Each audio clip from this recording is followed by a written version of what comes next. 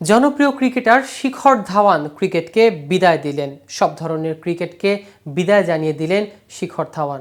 দীর্ঘ 2 শতকের ক্যারিয়ারের ইতি টানলেন ভারতের এই ওপেনার্স। আজ সকালে সামাজিক যোগাযোগ মাধ্যমে আবেগঘন ভিডিও বার্তায় অবসরের ঘোষণা দেন এই বাঁহাতি ব্যাটসম্যান।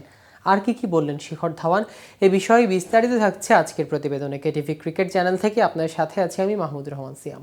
38 বছর বয়সী ধাওয়ান ভিডিও বার্তায় বলেন, আমার ক্রিকেট যাত্রা শেষ হলো, সঙ্গে রয়ে গেল অগণিত স্মৃতি ও কৃতজ্ঞতা।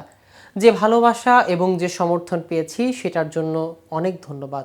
ভিডিও বার্তায় ধাওয়ান বলেন, আমার লক্ষ্য ছিল একটাই, দেশের হয়ে খেলা। সেই লক্ষ্য পূরণ হয়েছে, সবাইকে ধন্যবাদ। প্রথমত আমার পরিবার ও বাল্যকালের কোচ, যাদের কাছ থেকে আমি ক্রিকেট শিখেছি।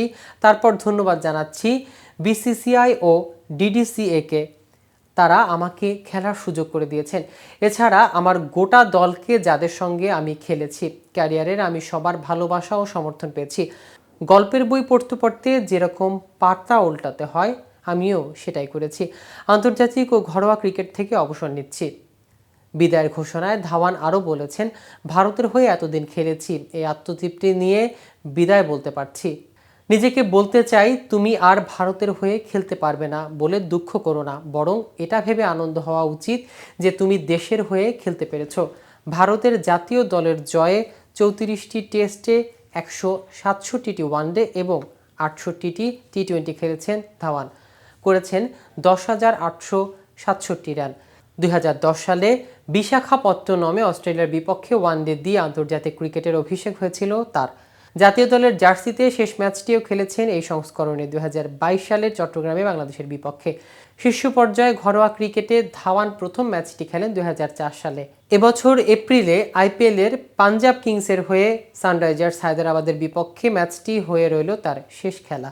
ভারতে 2013 সালে চ্যাম্পিয়ন্স ট্রফি জয়ের গুরুত্বপূর্ণ অবদান রেখেছিলেন ধাওয়ান।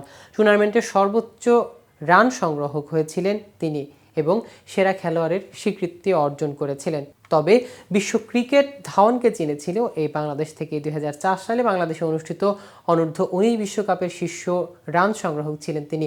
বঙ্গবন্ধু স্টেডিয়ামে হওয়া সেমিফাইনালে ভারত পাকিস্তানের কাছে হেরে বিদায় নিলেও তিনি হয়েছিলেন টুর্নামেন্ট সেরা।